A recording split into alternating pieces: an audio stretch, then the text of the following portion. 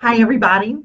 This is Tammy Worrell, and this webinar is about Lyme disease. And I'm welcome everyone that's in attendance. This is our most widely viewed webinar so far, and it is because Lyme disease is so I believe it's becoming endemic. It is crazy how much Lyme disease I'm seeing, diagnosing, treating on almost a daily basis, really on a daily basis. I would fully be able to say that. You'll have to excuse my voice. I almost had to cancel the webinar because I've had this upper respiratory stuff. So if I get squeaky, you'll just have to forgive me. I'll do my best and try. Again, I'm Tammy Worrell. I'm the chief clinician here at Piedmont Wellness Center. We're located in Greensboro, North Carolina. We are a wellness center designed at looking at prevention of disease. We do our fair share of treating various illnesses. We also treat the things that cause illness. So in our practice, we aim to find the underlying causes, not just put Band-Aids on problems. So sometimes it's fairly complicated. Um, Lyme disease is one of those. It's probably the most complicated of all of the disorders that I treat. And I want to go into some very basics about Lyme, and then we're going to get into just a little bit more complicated stuff about Lyme. Now, I know a lot of you have probably signed on looking for just very specific protocols. And I have to tell you, I cannot legally give those out over the air. I will give generalizations about protocols. I'll give you various treatment protocols that I use that are being used out in the public, but I cannot tell you you have to take this many milligrams of this drug and on these days. That's going to be designed for me to do personally with you because it's different from patient to patient. It's not one size fits all with Lyme disease because we have to look at a multitude of factors. First, what is Lyme disease? Lyme disease is a disease that is acquired predominantly through the bite of an infected tick. Now, most people believe that these are deer ticks. We now know that other ticks can carry Lyme disease. Now we believe that even migrating, biting flies and fleas, those kinds of little critters that bite and suck your blood, can also transmit Lyme disease. It originated up in the Northeast, primarily in New England, at least in the United States. It has been in Europe, in Canada, but here in the United States, it originated in the New England area and has since then just sort of rapidly spread. Most people in North Carolina in traditional Western medicine still believe that you cannot live in North Carolina and get Lyme disease. That is not true. According to the CDC, I am one of the reasons that Lyme disease is now considered endemic in Guilford County as well as a couple other counties in the state. And that's not exactly something I want on my tombstone one day, but I am proud to be able to bring this forth to the public and to bring awareness that Lyme disease is real and that you can get it living right here in Greensboro or Asheboro or Danville or wherever you may be from. You don't have to go up to Connecticut to get Lyme disease. It is just right in our backyard. What does a deer tick look like? Well, a deer tick, and I'm going to try to hold this picture up. It is, and I'm not sure it'll show up very well, but it is a two-colored tick that's light brown and it has a dark brown spot. The babies are called nymphs, and they're about the size of a little sesame seed. And in fact, I was back in the summer, I was in my yard throwing balls with my dogs. And after I was done, I looked down at my arm and noticed I had all these little dots that looked like freckles, but they were moving, and there were probably 8 or 10 of them. Well, one of the dogs evidently had just gotten into a nest of ticks, and I quickly had to brush everything off. I took my clothes off outside, ran in and quickly took a shower. Now, why do I have such an interest in Lyme disease? And I have a very personal reason for being so interested is because 4 years ago, I developed Lyme disease. I was in the clinic and I have a bad habit of doing this with my hair. And I actually felt something on my ear and asked one of my assistants, and she said, well, you have a tick attached to your ear. And quickly she freaked out, but removed the tick. And I was getting ready to board a plane to go to Los Angeles for a medical conference. And so I really just didn't think about it. I've been impervious to illness pretty much my entire life. I've had an excellent immune system. And I thought, okay, well, it's just a tick bite. I've been bitten before. Nothing will happen. It'll just be a little sore and then it'll get better. Well, my ear was incredibly sore and swollen and red for really literally weeks. But again, I ignored it. I should know better. I'm in medicine, but I ignored it. Lyme disease wasn't one of the things that I commonly treated at the time. But as weeks went on, I progressively grew more and more fatigued. And that was probably my first symptom. Of course, fatigue can be attributed to a host of things. So again, Lyme did not enter my brain at the time. A few weeks later, I started experiencing joint pain. I thought I had an early onset of the flu. And so I just took Tylenol, anything I could do just to treat the symptoms. That seemed to persist and last. And then finally, in December, and this was 8 months after I had had the tick bite, I woke up one morning and thought that my cell phone was in the bed in my covers near my feet because I had this buzzing and it sounded just like a cell phone vibrating or it felt like a cell phone vibrating. And so I'm looking for my cell phone. I get out of bed and notice that when I stand up, I'm still feeling this vibration, and it was in my left foot. And it felt as if a bumblebee were buzzing. And I couldn't stop it. It wasn't hurting, but it was just an annoying buzz. And shortly thereafter, I started feeling the same sensation in my right breast. Well, that went on. And so I had never heard of a patient describe those symptoms before. So I Googled, and thank heavens for Google.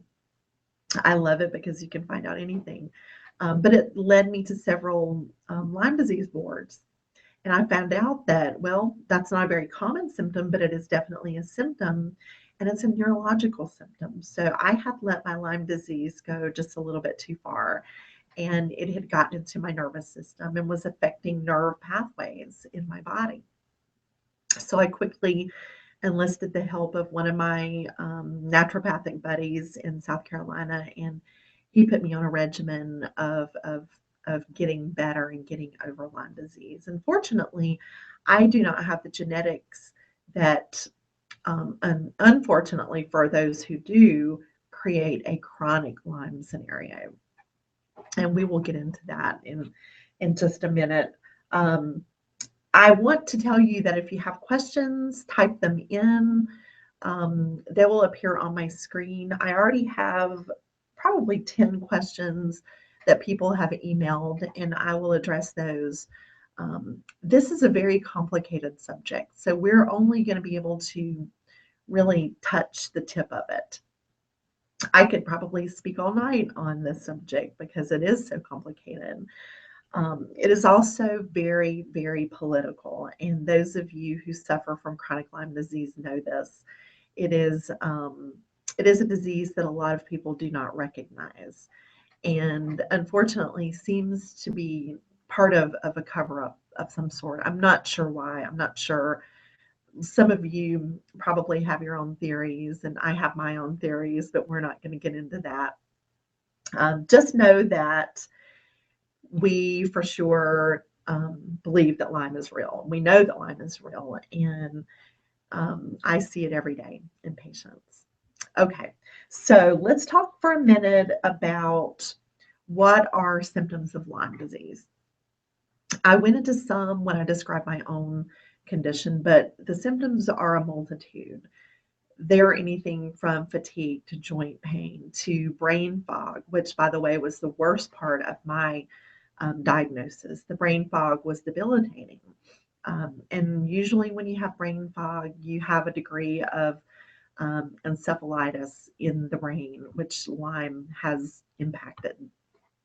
But it almost caused me to stop my practice when I had that. Other symptoms of Lyme disease can be migraines. Um, they can be, gosh, there are probably 100 different symptoms of Lyme disease, but I'm going to just kind of go into those most common ones because those are the ones that seem to be the most prevalent. Um, okay, so let's talk a minute about what is the organism associated with Lyme disease. And you'll forgive me, but I've got a whole group of notes here, and I'm having to refer because I just don't want to forget anything. Borrelia is the primary organism associated with Lyme itself. Now, there are numerous co-infections to Lyme disease, and many of you are probably even more well versed on these than I am. Even though, I'm in this realm of medicine, some people come to me and educate me about other co-infections that are just looming out there that are yet to be discovered. So I welcome any information, and I, in fact, love it. But Borrelia is the most common one that we test for. When we test a Western blot, that's exactly what we're testing for. To test for the other co-infections, we have to specifically test for those. And to truly diagnose those requires sometimes these very expensive testing through labs that usually don't file with health insurance. So in my practice, I immediately start out with a Western blot Lyme generally through LabCorp, or we can use Quest or any of those others. But what the Western blot will do is it will show me specific protein antibodies on a spirochete, which is what a Lyme organism is. It's a spirochetal disease, meaning it's sort of a corkscrew shaped. And it's designed like that in order to really burrow into the body, and it can get anywhere in the body. You can have Lyme disease in the brain, in the elbow, in the back. It's just it just in the bloodstream. It just depends on where it inhabits. But there are numerous tests. IGeneX is one of the most common that most of you would know about. There are other, and this is one of the questions that was emailed to me, are there new tests on the horizon? There are new tests that are on the horizon, and a lot of those are looking at DNA. A lot of them aren't out to the public yet. Some of them are out but are not used, or people are not educated on them. I am in the process of really researching that as we speak. So I'm hoping that we'll have some brand new testing very soon. There are some tests that look at cytokines, which are specific inflammatory markers that will light up in the presence of Lyme disease. And there's one test called MyLyme-ID that does that. All of these tests are just so expensive. And that's the part that bothers me, because it precludes a lot of people from being able to be treated or diagnosed. And that's part of my journey. Some of you may wonder, what is a Lyme literate physician or provider? And Lyme literacy is simply, we are providers that know, we are educated, we are literate as to the causes of Lyme disease, as to what is surrounding that diagnosis of Lyme disease. And we know how to treat it. So there are many, many Lyme literate providers. There are not that many in North Carolina, but there are a handful.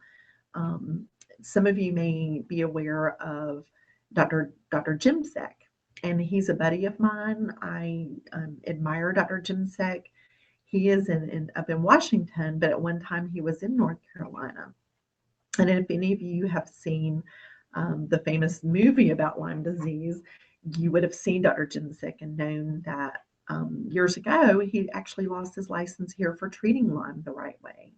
and it was a shame. But what he did was he sort of paved the way for other providers, and he paved the way for Lyme to be more and more recognized. So what are some of the current treatments for Lyme disease? Let's say you are feeling symptomatic, and let's say you happen to know that you got a tick bite. And just for your own knowledge, only about 25% of people with Lyme disease remember a tick bite. Sometimes a tick will bite or adhere, and you'll never know it because it either one falls off before you're aware of it, or you have brushed it out, or what have you. But a lot of people aren't aware that they've even had a tick bite.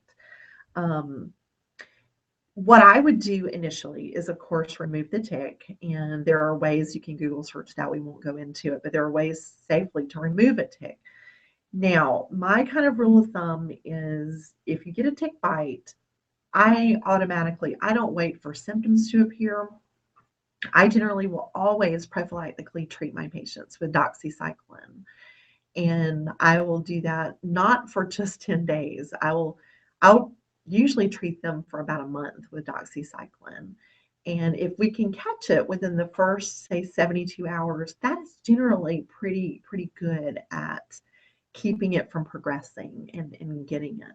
The problem is a lot of my patients come to me who have had symptoms for years and have been to doctors all over the country looking for answers to their chronic fatigue and their joint pain and their brain fog, and no one ever validating what their illness is, and just being made to feel like they're crazy.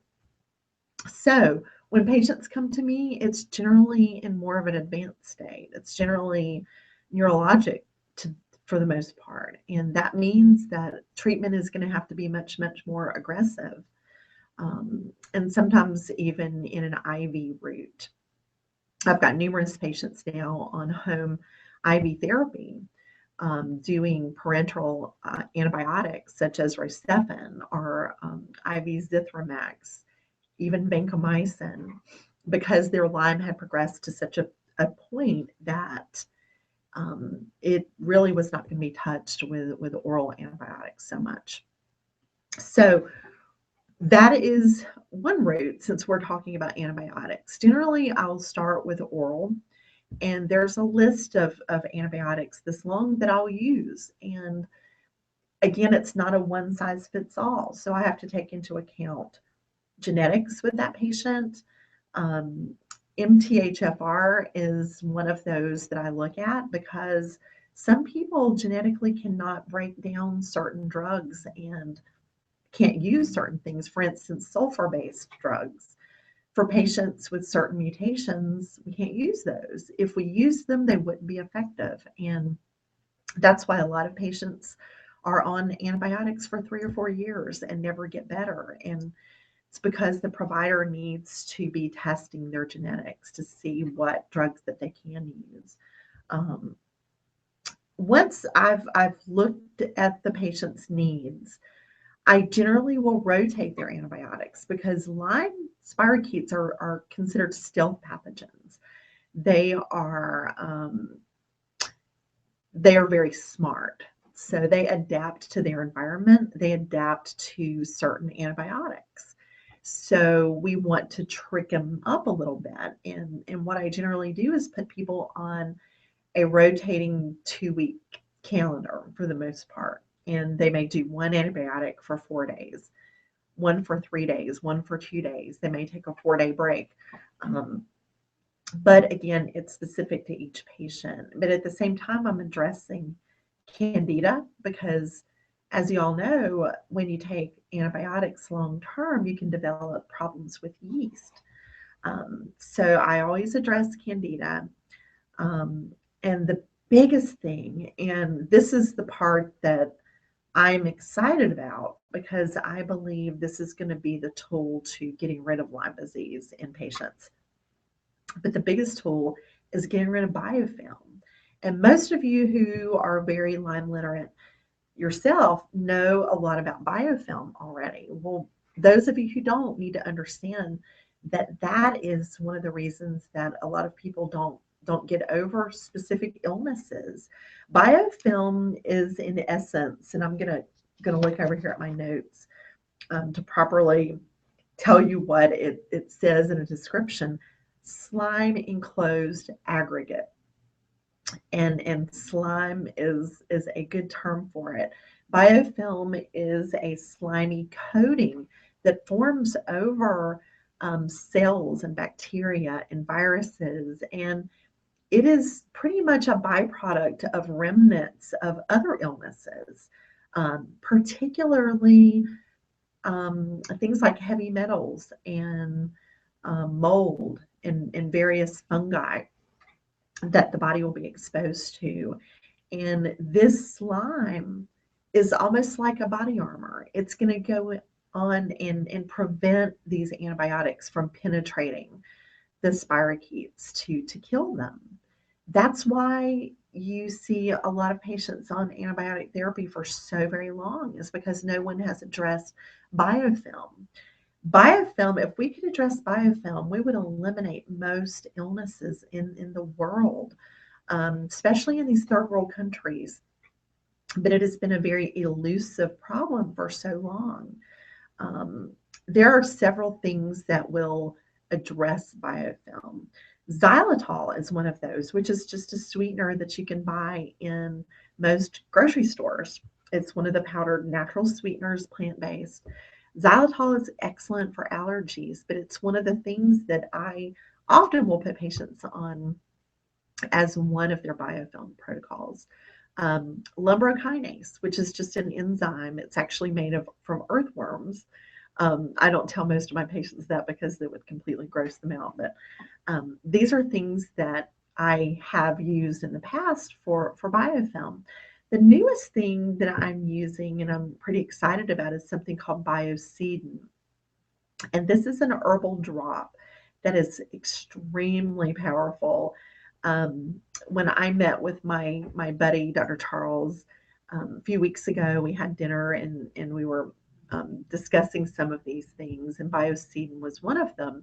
He let me try a little bit of it, and I tell you, if you need your sinuses open, the Biocidin is definitely a good way to go for that. But it contains some very, very powerful herbs. What is the most standout herb to me is oregano. So it contains a lot of oils from various very powerful herbs. So what I'm doing now is I'm having them use this up front, usually a week or so before I start them on antibiotics. And another good thing that I use for biofilm is something that we use for chelation, and that's EDTA. So if any of you are being treated for heavy metals, you're already addressing to some degree biofilm. There is a nasal spray that I'll use sometimes called BEG, which contains Bactroban, EDTA, and gentamicin. And that's a nasal spray that I'll have patients use twice a day. So again, it's patient specific as to what we're going to use for you. But just know that those of you who have chronic Lyme disease, and chronic Lyme disease is a very real thing, it's probably because of your biofilm, and biofilm has not been addressed yet. So biofilm needs to be addressed. Now let's talk about a few other treatments of Lyme disease. We've talked about oral antibiotics. We've kind of briefly mentioned IV therapy, and IV therapy is rather complicated because when you're doing IV therapy, you have to get IVs every day, usually a couple of times a day. And so we have most patients go into the hospital to get a PICC line. You don't have to be admitted. You can do this simple outpatient in X-ray. The radiologist generally inserts a PICC line, but it's just a longer IV, and it travels kind of up the arm, and it just stays in a lot longer, and that's why we use those, because you don't have to be stuck every 3 or 4 days. So IV antibiotics, and that's a little bit shorter term. So I usually keep patients on IV antibiotics at least a month, generally 3 months if they have neurologically advanced Lyme disease, which again, most of my patients do. So another therapy is called the Cowden protocol, which is just a systematic use of several different drops. And these are homeopathic, herbal, what have you. Um, but I've had a few patients have really good success with the Cowden protocol. And in fact, I have a patient and their entire family was cured of Lyme disease with the Cowden protocol. Um, Homeopathy is huge, and I myself am using something called Lymeplex right now, and this is a homeopathic designed for Borrelia as well as some co-infections. So a few weeks ago, I started experiencing some of the same neurological symptoms again and started a Lymeplex protocol rather than going ahead and go to antibiotics. And so Lymeplex and biofilm breakdown, and within a couple of weeks my symptoms were gone. So I was very fortunate in that happened. um, Tincture of teasel root is one that several of my patients have used, and that's simply an herb that's indigenous to North Carolina actually, and you can order that off of a site called hisgoodherbs.com. And again, it's tincture of teasel root. um, Again, it's not one size fits all. I think a lot of it depends on the state of health of the patient and where they are as far as heavy metals in the body. When I get a patient, I am going to look at a multitude of factors. Lyme disease is generally not a sole diagnosis. And I may step on the toes of a few people out there who are such strong advocates about Lyme, and I am too. I've had Lyme disease, um, but you cannot ignore the cofactors with Lyme. Mold is probably the biggest one out there, and so when I am identifying what's wrong with a patient, or a patient comes to me with a positive test for Lyme disease, it's not going to stop there. I'm going to look at mold, because I generally find those two things together. And again, is mold causing the biofilm, which is causing the immune system to allow the Lyme to kind of take over? I believe so. I believe that that's a huge part of it. I also look at other viral entities, um, such as human herpes virus 6, which is a very common thing. I look at Epstein-Barr virus, toxoplasmosis, cytomegalovirus. All of these are generally present to some degree in the body when I see Lyme disease, because again, it's not an isolated problem. It's a problem of the immune system. Something has caused the immune system to go astray. I was talking to a patient with cancer yesterday, and um, patients for me want to know, well, where did my cancer come from? And that's a great question, because our bodies are designed to handle anything that comes to it, whether it be cancer or viruses or whatever it is. Our immune system is designed inherently to tackle that. And if those of you who are my Facebook friends, or those of you who aren't and want to become my Facebook friends, just look me up. I'm Tammy Worrell. I posted a really good video this week about a parasite in the blood system, or in the body. And it was microscopic view of how the immune system just jumped on this parasite and just dissolved the whole thing, just essentially ate it from the outside. That's what our body is supposed to be doing. But what are the things that prevent us from doing that now?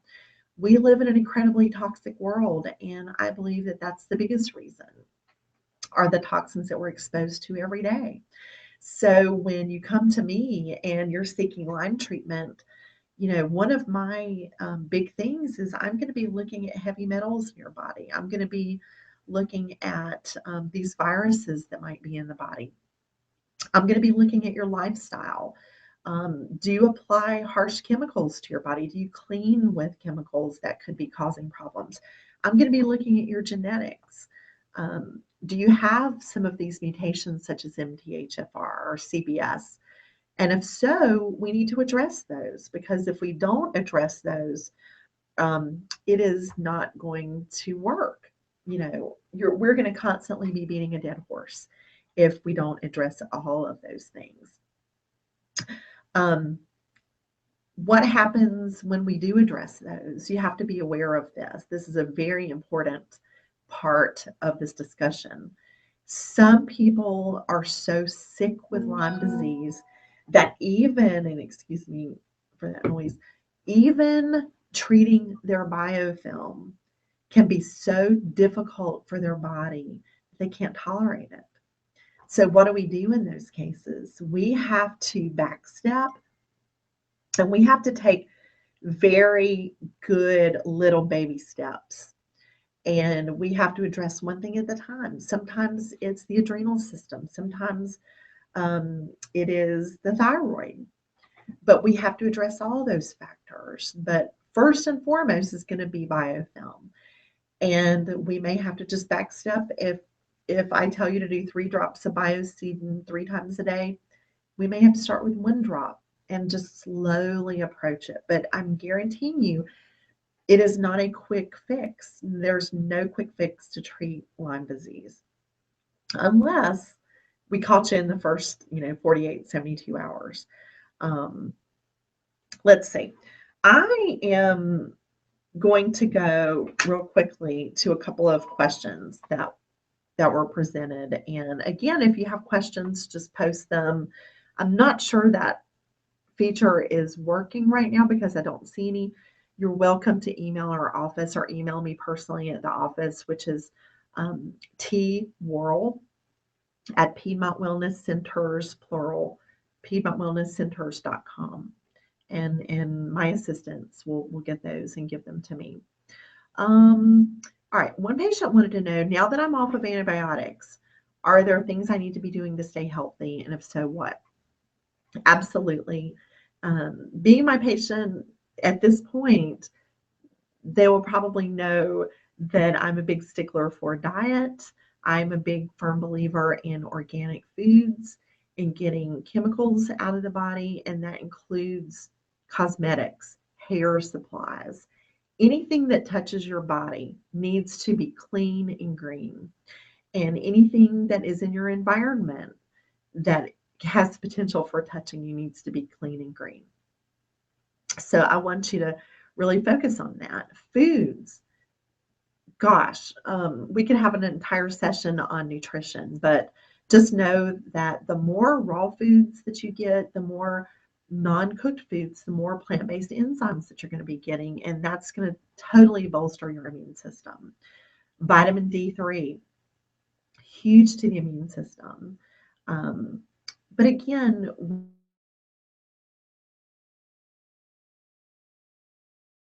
we will have fascinating a lot of things to get to where we need to be. Okay, let's see. If you've had Lyme disease and took the prescribed doxy, are you cured? Not necessarily. Sometimes you are. It is a very individualized thing. Some people actually have the genetics that keep them from getting better. And we know that through a test called HLA. And this is a test that Dr. Shoemaker on his, he has a website called mold.com in a book, but he delves a lot into the genetics behind mold toxicity, and it applies also to Lyme disease. So, dealing with that, looking at the genetics is one of those big factors. Myself, for instance, it took me several months before I felt confident enough that I was, in essence, cured of Lyme disease. It doesn't mean that you won't get it again. It doesn't mean that we develop a complete resistance to it. Absolutely not. So, yes, but if you keep your body as strong and healthy as it can be, then your chances of getting Lyme disease or having it advance are slim. What supplements can I take to help with Lyme symptoms? The tincture of teasel root is, again, one. Xylitol, the lumbrokinase, various homeopathics, anything to improve and bolster the immune system, such as things that contain colostrum, and there are a lot of those. I love a supplement called Avenocort, which is a stem cell therapy supplement that some of you might be on. Numerous supplements, but again, it's looking at the big picture and getting the body balanced. So, can Lyme disease increase your PSA numbers? If so, how can you reduce them? I hate to say it, but I've not seen that. What if whoever wrote this is around, their 30s, 40s, 50s, the drop in or the increase in PSA probably is coordinating with a drop in your testosterone levels. Advanced Lyme or chronic Lyme can cause your testosterone to drop. And so that may be contributing to the elevated PSA. So it's, how do you correct that? It's looking at what's causing it. And that's going to be the only way. So we just look at your hormones. We look at various factors. What are the long-term effects and complications of Lyme disease? Again, it depends on how advanced it has become. Some people, it has become so advanced neurologically that it does damage to their brain. And for those people, some patients die of Lyme disease. Some have long-term debilitating problems from Lyme disease. It's different from patient to patient. The most important thing is to address it, and for the primary care community to recognize that it's real, so that these patients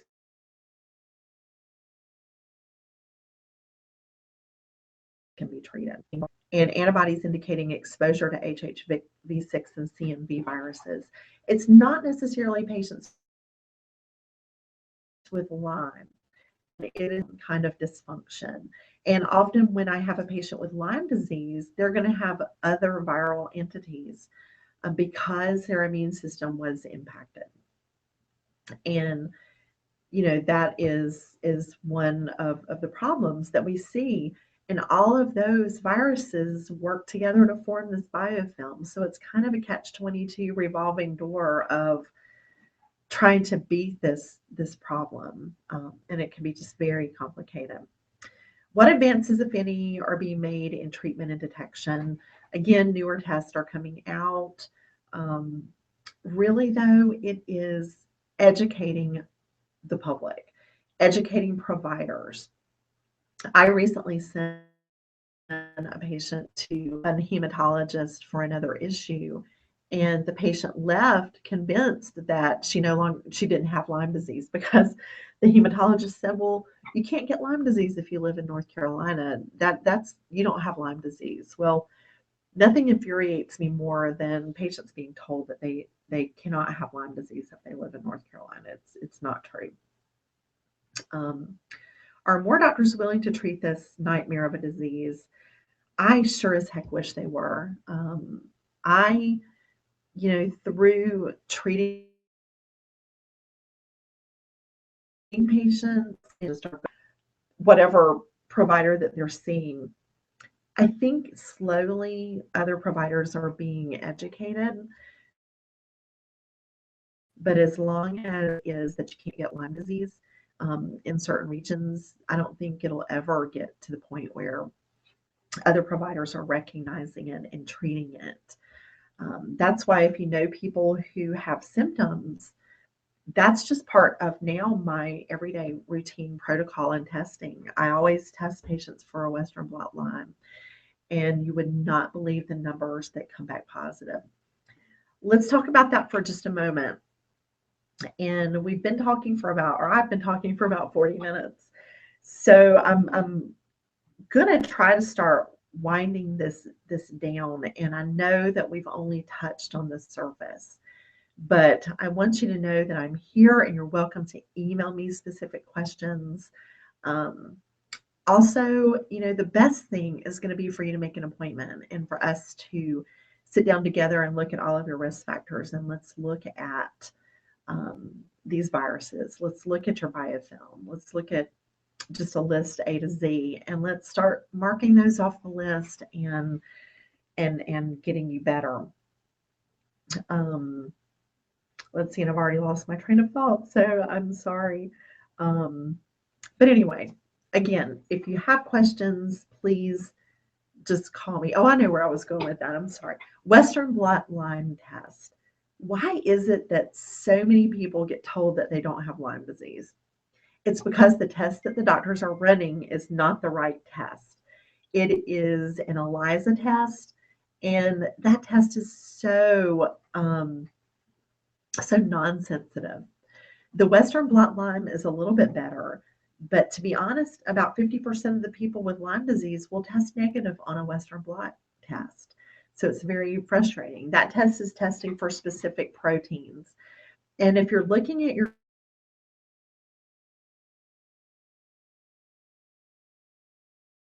results now, an IgM antibody would mean a current active infection.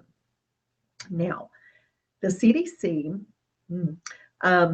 has made these requirements that to test positive for Lyme disease, you have to have 2 of 3 IgM antibodies, or a total of 5 of the IgG antibodies, which to me is just ridiculous, because certain proteins, such as a P23 antibody, are only found in Lyme. So how can you tell me that a patient has an active P23 antibody, yet they don't have Lyme disease?